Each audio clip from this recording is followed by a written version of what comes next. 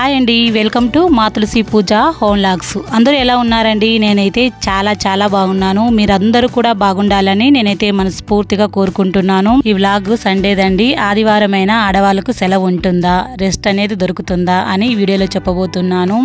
వీడియోని ఎక్కడా కూడా స్కిప్ చేయకుండా పూర్తిగా చూడండి. ఫస్ట్ టైం మన వీడియోని ఎవరైనా చూస్తూ ఉంటే గనక ప్లీజ్ సబ్స్క్రైబ్ చేసుకొని చూడండి. ఇక వీడియోలోకి వెళ్ళిపోదాము. సండే కదా అని కొంచెం లేట్గా లేచానండి. 6:30 అవుతుంది. పిల్లలు స్కూల్కి వెళ్ళారు కాబట్టి, సండే కాబట్టి లేట్గానే లేచాను. పనులైతే అలాగే ఉంటాయండి.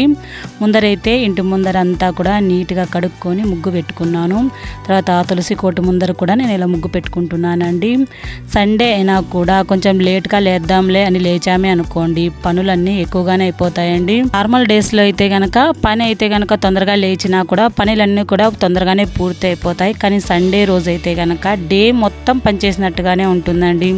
ఎందుకంటే పిల్లలు స్కూల్కి వెళ్ళారు కాబట్టి కొంచెం లేట్గా లేస్తామా, లేచినప్పటి నుంచి మన పనులు అయితే తప్పవు కదండి. అన్ని పనులు చేసుకోవాల్సిందే. ఇంకా ఎక్కువగానే పనులు ఉంటాయండి. పిల్లలు ఉంటారు కాబట్టి ఇంట్లో ఎంత లేటుగా లేచినా కూడా ఇంటి ముందరైతే అలా శుభ్రపరచుకొని ముగ్గులు పెట్టుకోవాల్సిందే కదండి. ఇంట్లో అంతా కూడా నీట్గా కడుక్కున్నాను. శ్రావణ మాసం కాబట్టి డైలీ అయితే క్లీన్ చేసుకోవాల్సిందే కదండి. ఇక డైలీ ఆవు వస్తుందని చెప్పాను కదా, పొద్దున్నే అయితే ఇంకొక ఆవు వచ్చి వెళ్ళిపోయిందండి. ఇది మళ్ళీ ఒక ఆవు వచ్చింది. దీనికి కూడా కొంచెం అన్నం పెట్టేశాము. తర్వాత స్నానం చేసుకొని నేను సింపుల్ పూజ చేసుకున్నానండి. ఈరోజు సండే కాబట్టి సింపుల్గానే పూజ చేసుకున్నాను. దేవుని పటాలన్నిటికీ కూడా పువ్వులు పెట్టుకొని దీపారాధన చేసుకొని అగరబత్తులు వెలిగించుకొని ధూపం వెలిగించుకున్నానండి. ఇలా అయితే సింపుల్గా పూజ చేసుకున్నాను.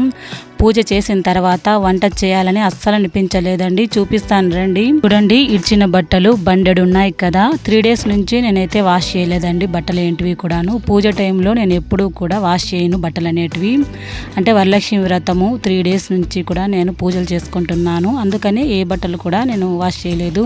అందుకే 3 daysకి ఎన్ని బట్టలు పడ్డాయో చూడండి. ఇంట్లో టిఫిన్ చేసేదానికంటే ముందుగా నేనైతే ఈ బట్టలు క్లీన్ అయిపోవాలని ఈ బట్టల పని పెట్టుకున్నానండి.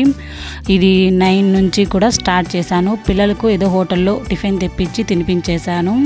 ఇదైతే బట్టల పని అయిపోవాలండి. నాకు ఎప్పుడు కూడా ఇడ్చిన బట్టలు ఉంటే నాకు అస్సలు పడదండి.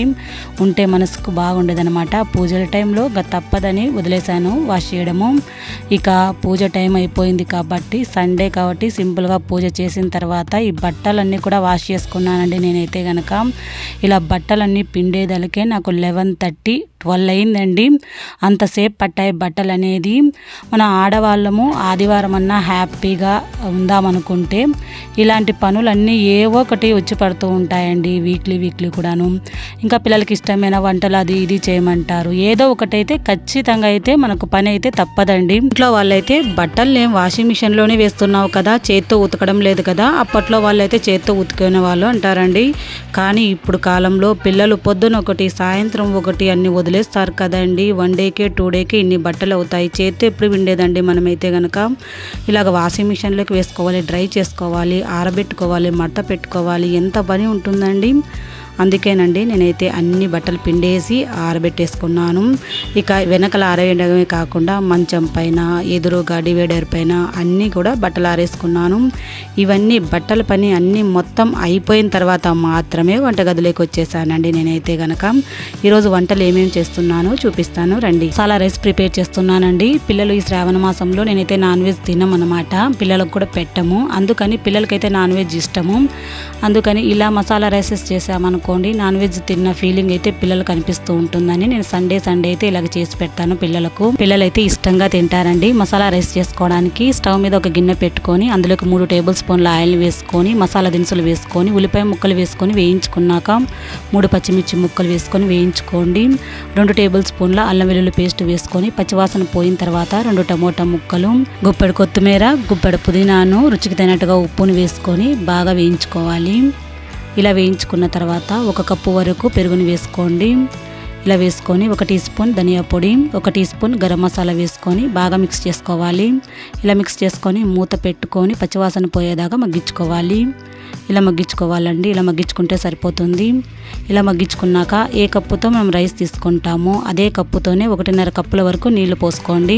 ఈ రైస్ని అయితే మనం నార్మల్గా ఇంట్లో చేసుకునే రైస్తోనే చేస్తున్నాను. అందుకని 1 కప్పు బియ్యానికి 1.5 కప్పుల వరకు నీళ్లు పోసుకుంటే సరిపోతుంది. మూత పెట్టుకొని మరిగించండి.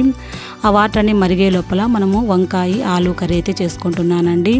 ఒక కుక్కర్ తీసుకొని అందులోకి 2 టేబుల్ స్పూన్ల ఆయిల్ వేసుకొని 1 టీ స్పూన్ పోపు దినుసులు, 1 కప్పు ఉల్లిపాయ ముక్కలు, గుప్పెడు కరివేపాకు, 2 ఎండుమిర్చి వేసుకొని ఉల్లిపాయ ముక్కలన్నీ కాస్త దూరగా ఇంతవరకు వేయించుకోండి. ఇలా వేయించుకుంటే సరిపోతుందండి. ఇలా వేయించుకున్నాక 250 గ్రాముల వరకు ఆలు ముక్కలు, 250 గ్రాముల వరకు వంకాయ ముక్కలు, రుచికి తగినట్టుగా ఉప్పు, 1 టీ స్పూన్ పసుపును వేసుకొని ఆయిల్లో ఒక 5 నిమిషాల పాటు బాగా మగ్గించుకోవాలి. ఇలా మగ్గించుకున్నాక ఈ పేస్ట్ అనేది నేను ప్రిపేర్ చేసుకున్నానండి ఆల్రెడీ. ఒక 2 టేబుల్ స్పూన్ల వరకు ఎండు కొబ్బరి ముక్కలు, 2 టేబుల్ స్పూన్ల వరకు పల్లీలు, కొద్దిగా అల్లము, వెల్లుల్లి, కొత్తిమీర, చెక్క, లవంగాలు, కొద్దిగా నీళ్లు వేసుకొని మనం మిక్సీలో మెత్తగా గ్రైండ్ చేసుకొని ఆ పేస్ట్ అంతా వేసుకోవాలి. ఇలా వేసుకున్నాక బాగా మిక్స్ చేసుకొని 1 టేబుల్ స్పూన్ కారము, 1 టీ స్పూన్ ధనియా పొడి, 2 టమోటా ముక్కలు, 1 టీ స్పూన్ గరం మసాలా ఇవన్నీ వేసుకున్నాక బాగా మిక్స్ చేసుకొని 2 కప్పుల వరకు నీళ్లు వేసుకోండి. ఇలా వేసుకొని బాగా మిక్స్ చేసుకొని కొద్దిగా కొత్తిమీరని వేసుకొని కుక్కర్ మూత పెట్టుకొని మెత్తగా ఉడికించడమేనండి.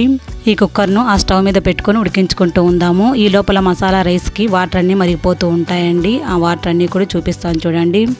ఇలా మరిగిపోవాలన్నమాట. ఇలా మరుగుతున్న వాటర్లోకి ఆల్రెడీ నానబెట్టుకున్నానండి రైస్ అయితే. 1 కప్పు రైస్ తీసుకున్నాను. ఆల్రెడీ నానబెట్టుకున్నాను. ఒక 1/2 అవర్ వరకును నానబెట్టుకున్న రైస్ని అంతా వేసుకోవాలి. ఇలా వేసుకొని ఇదంతా కలిసేట్టుగా బాగా కలుపుకొని మూత పెట్టుకొని స్టవ్ అనేది మీడియం టు లో ఫ్లేమ్లో పెట్టుకొని పొడి పొడిలాడుతాయేంత వరకు కూడా ఉడికించుకోవాలి. చూడండి ఎంత చక్కగా వచ్చిందో, పొడి పొడిలాడుతూ వచ్చింది కదా. ఈ క్వాంటిటీలో ఇలా చేసుకొని చూడండి, సూపర్ టేస్ట్ వస్తుంది. మసాలా రైస్ అయ్యే లోపలే ఇలాగ కర్రీ కూడా రెడీ అయిపోయిందండి. ఈ కర్రీ కూడా చాలా టేస్టీగా ఉంటుంది. 2 కాంబినేషన్లో సూపర్ ఉంటాయండి. లంచ్ అయిపోయే లోపల మాకు 2:30 అయిపోయిందండి. 2:30 నుంచి ఆరబెట్టుకున్న బట్టలన్నీ ఉన్నాయి కదండి, అవన్నీ మడత పెట్టడం ఉంటుంది. 1.5 అవర్ పట్టిందండి మడత పెట్టడానికి. చాలా కష్టం అండి మడత పెట్టడము. వాష్ చేయడము ఒకటి, ఆరేయడము ఇంకొకటి, మడత పెట్టడము ఇంకోటండి.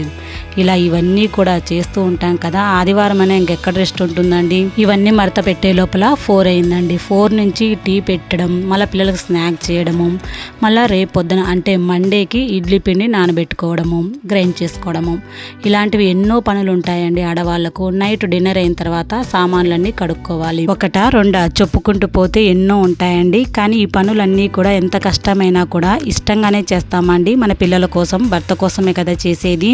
ఎంత కష్టమైనా ఇష్టంగా చేయాల్సిందేనండి, తప్పదిక. సండే అయితే ఇలా గడిచిపోయిందండి నాకైతే గనక. ఈ వీడియో ఎలా ఉందండి? వీడియో నచ్చితే గనక లైక్ చేయండి, షేర్ చేయండి, సబ్స్క్రైబ్ కూడా చేసుకోండి.